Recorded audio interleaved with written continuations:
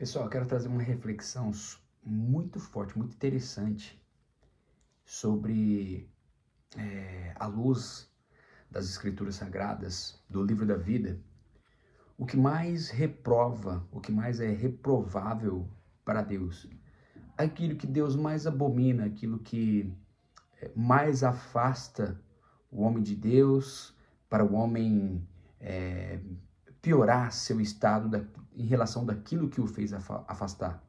Para o homem, digamos na linguagem do salmista, se lambuzar cada vez mais em seu lamaçal de lama. Em seu lamaçal, melhor dizendo, né? Lamaçal de lama já estão a mesma coisa. Em Salmo 136, na estrofe desse Salmo 2, fala assim, ó: deem graças ao Deus dos deuses, pois seu amor dura para sempre. É interessante, porque que o salmista relata que há um Deus soberano, há um Deus todo-poderoso, há um Deus vivo, há um Deus eterno, ele é o Deus, não é só a questão de um Deus, o Deus verdadeiro, o Deus da humanidade que criou o ser humano, a qual o ser humano errou, cometeu um pecado, caiu, mas aí Deus, o Deus, ele formou um povo para separar. Eu já ministrei sobre isso, palestrei sobre isso. Interessante que tudo que Deus queria fazer não era criar uma religião israelita, mas era afastar um povo de toda e qualquer idolatria, contaminação que os outros povos estavam tendo em relação a outros deuses, a qual Deus permitiu que fosse criado por causa da desobediência do homem. O homem começou a criar ídolos. Ídolos é algo do coração do próprio homem, não do coração de Deus. Criar outros deuses. E salmista, ele compreendendo isso, em Salmo 136, 2, ele diz: dê graças ao Deus dos deuses, pois o seu amor dura para sempre. E ele fala, ó, a graça, a quem vocês, povo de Deus, a quem vocês precisam render graças, dar graças, é esse único Deus, que é o Deus dos deuses, é o Deus dos outros deuses, está acima dos outros deuses, é incomparável em relação aos outros deuses. É esse Deus que vocês precisam prestar culto, render graças, a quem vocês devem dar graças. E é interessante, né? Pegando aqui um paralelo desse Deus verdadeiro em relação a outros deuses, as paixões, eu não vou dizer nem amor, mas as paixões dos outros deuses não duram para sempre. Esses outros deuses, eles agem em prol da terra, em benefício da terra. Agora, o Deus verdadeiro age em prol o céu na terra, para manifestar o céu na terra, trazer o seu reino para a terra. Agora, esses outros deuses, a qual se tornam ídolos do ser humano, são idolatrados, eles, além de cegarem, eles até trazem respostas momentâneas, satisfação momentânea para este povo, até refúgio momentâneo, mas eles apenas trazem um benefício temporal, sem a pessoa perceber a consequência que ela terá, sem entender o fim que ela terá por ter caído em idolatria, ficado preso em idolatria. A maior liberdade que o ser humano pode experimentar é não ter ídolo no coração, é não ter outros deuses além do suficiente, único, verdadeiro Deus, que deu sopro de vida para ele, o Deus que o criou, o Deus que o formou, o Deus que o salvou. Nós sabemos que na Nova Aliança Deus se revela em forma humana, em forma de uma pessoa, com sua humanidade e sua divindade, que se chama Jesus Cristo. E Jesus Cristo veio fazer isso. Libertar o homem do domínio do pecado e principalmente de todas as suas idolatrias, para que o homem se conectasse novamente com Deus e tivesse relacionamento com o Deus único e verdadeiro, e esse Deus único e verdadeiro fosse, apenas ele fosse digno, se tornasse digno de ser adorado e de receber graças, porque ele é aí pelos seus feitos maravilhosos, que começa a partir da salvação em Cristo. Mas vamos lá, para não me delongar muito, né? Eu quero pegar uma partezinha da história dos reis. Deus ungiu Saul, Deus ungiu Davi, Deus ungiu o seu antecessor também, Salomão, antecessor, o filho de Davi. E aí,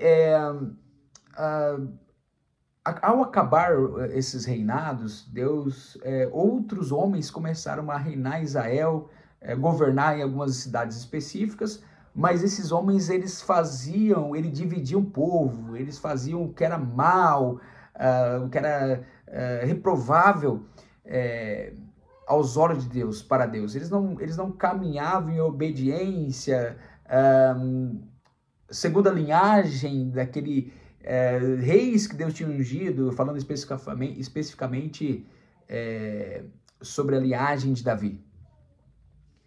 E aí teve um homem chamado Omri, que reinou por um tempo momentâneo em Israel. Só que Omri, no primeira Reis, não vou pegar muito contexto aqui, tá? Para não ficar muito longo aqui, mas o sentido aqui nós entendemos que é maravilhoso ser livre da idolatria, é maravilhoso não termos ídolo no nosso coração, mas termos somente o Deus verdadeiro. Termos somente o governo desse Deus e reconhecer que Ele é Deus, o Deus hoje, na nova aliança, o Deus não só de Israel mais, porque Deus criou a humanidade para ser Deus da humanidade. O homem veio à queda, Deus formou Israel para já com o propósito de separar de toda qualquer idolatria, de contaminação de outros povos, e depois Deus estendeu a salvação por meio de Cristo Jesus. Então hoje ele é Deus tanto do gentio e tanto do judeu, do grego, de toda a humanidade. Feliz aqueles que reconhecem isso, porque tudo que Deus queria que esses reis que vieram depois de Saul, Davi, Salomão, que eles caminhassem de acordo com os seus mandamentos, em obediência a ele, para serem abençoados, não só esses reis, mas todo o povo ser abençoado. E o pior, que esses reis cometiam o que era pecado aos olhos de Deus e ainda, na linguagem moderna que Cristo veio trazer, eles eram pedra de tropeço para todo o povo, porque eles conduziam o povo a pecar. Mas vamos lá, já caminhando para o final, que eu não quero passar aqui dos meus 5 minutos. Estou agora sendo aqui irônico e imitando um economista que eu sigo, né? Ele está lá nos seus 15, 20 minutos, toma, só para esse vídeo não passar dos 8 minutos.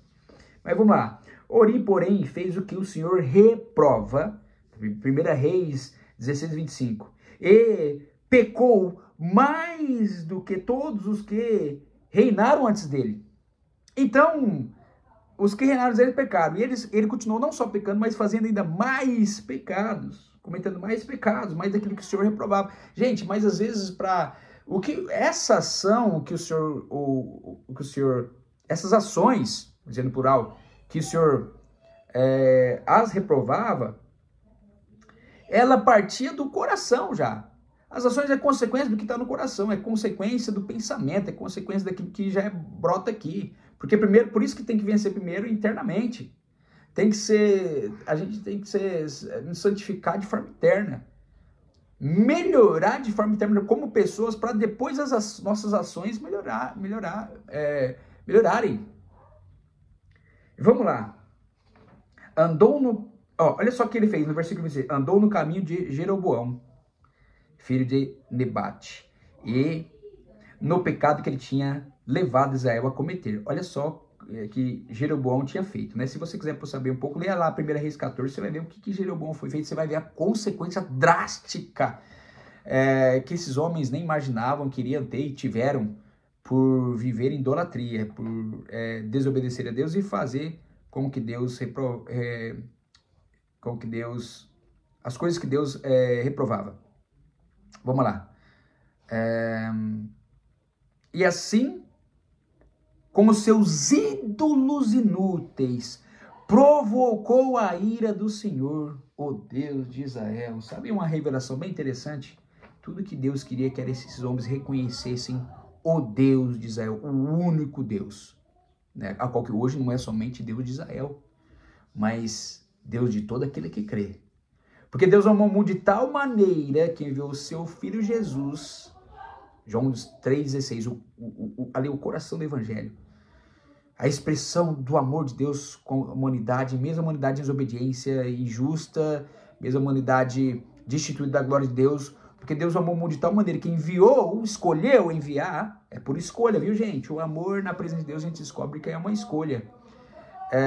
Para que todo o que nele crê não pereça, não seja destruído. Esses reis foram destruídos, não só ele, mas toda a sua linhagem, descendência, seus filhos, os povos também recebiam a consequência, porque eles pecavam, levavam os povos a pecarem, e com isso, o mesmo Deus de hoje se irava e agia com sua justiça no tempo determinado. Então é isso. E aí o salmista fala: dei graças ao Deus dos deuses. Gente, se tem uma coisa que está no coração de Deus, que Deus quer, eu falo com temor e tremor, é vontade dele, é que nós não tenhamos nenhum Deus, outros deuses, nenhum ídolo, porque afinal, a partir do momento que nós temos a oportunidade de receber o Deus Supremo, soberano, como o único verdadeiro vivo Deus, e reconhecer Ele como o Deus das nossas vidas, se formarmos ou buscarmos outros ídolos, isso será inútil em vão. Será inútil em vão. Produzirá sentimentos reprováveis diante de Deus e ações também reprováveis diante de Deus. A qual eu gosto de uma frase que é bem interessante, né? Uma frase popular que diz assim: você é livre para fazer a escolha que você quer, mas você não é livre para não ter a consequência que você não quer. Isso é muito interessante, né?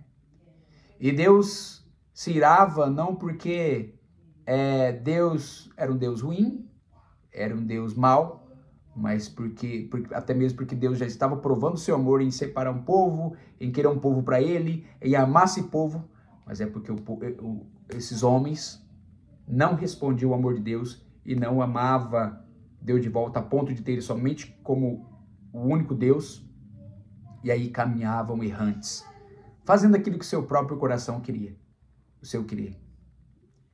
Lembrando que aqui nessa parte da história já, o homem já tinha caído, o pecado já tinha contaminado o homem. Ele precisava reconhecer o Deus verdadeiro e que o quanto ele precisava de Deus para reinar, governar, para instruir, para liderar. E assim não é diferente hoje em Cristo Jesus. O maior mestre da história, o Rei dos Reis, Senhor dos Senhores, a qual a Bíblia o classifica e identifica, a qual é um dos seus atributos. Nós precisamos desse Senhor para sermos livres da idolatria, para sermos livres de ídolos inúteis. É isso. Que Deus te abençoe.